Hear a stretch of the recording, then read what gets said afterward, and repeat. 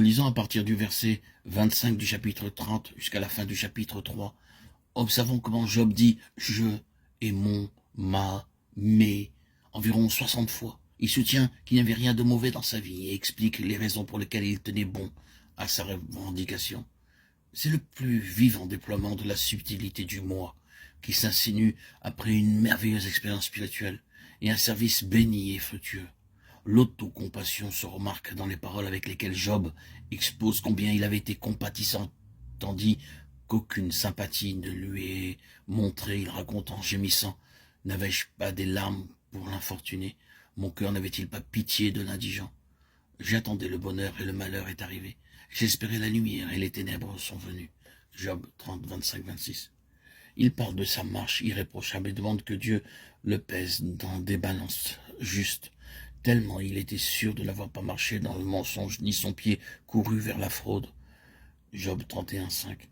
Il affirme être libre de tout orgueil de position, car il n'avait pas dédaigné les plaintes de ses serviteurs et avait été disposé à écouter tous ceux qui venaient à lui en se disant à lui-même « Celui qui m'a créé, ne les a-t-il pas créés ?» Verset 15.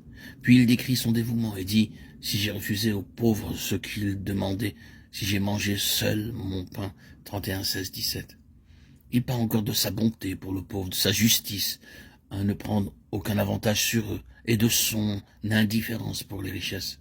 Si j'ai vu le malheureux manquer de vêtements, l'indigent n'avoir point de couverture sans que ses reins m'aient béni, sans qu'il ait été réchauffé par la toison de mes agneaux, si je me suis réjoui de la grandeur de mes biens, de la quantité des richesses que j'avais acquises, versets 19, 20, 25, voyez comment le moi ne cesse de se montrer. Je, si j'ai été joyeux du malheur de mon ennemi, moi qui n'ai pas permis à ma langue de pécher de demander sa mort avec imprécation, si je n'ouvrais pas ma porte aux voyageurs, si j'ai caché mes transgressions et renfermé mes iniquités dans mon sein, versets 29 à 33. Ainsi Job se glorifiait d'une chose après l'autre, jusqu'à ce que les amis qui l'écoutaient ne purent rien dire de plus. Ces trois hommes cessèrent de répondre à Job, parce qu'ils se regardaient comme justes. 32, 1. L'Écriture fidèle ajoute la vérité réelle sur l'homme juste. Il se justifiait lui-même plutôt que Dieu. 32, 2.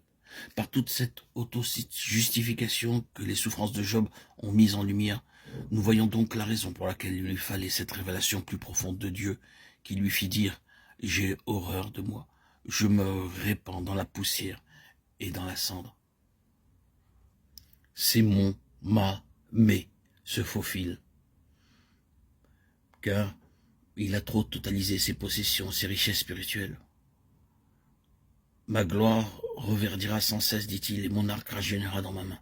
On m'écoutait, l'on restait dans l'attente, on gardait le silence devant mes conseils. Après mes discours, nul ne répliquait, et ma parole était pour tous une bienfaisante rosée. Il comptait sur moi comme la pluie, versets 20 à 23.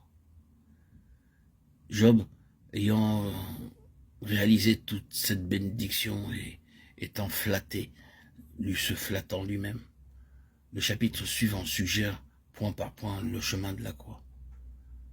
Après cette description de prospérité, Job avoue « Et maintenant je suis la risée, mon âme s'épanche en mon sein, les jours de la souffrance m'ont saisi.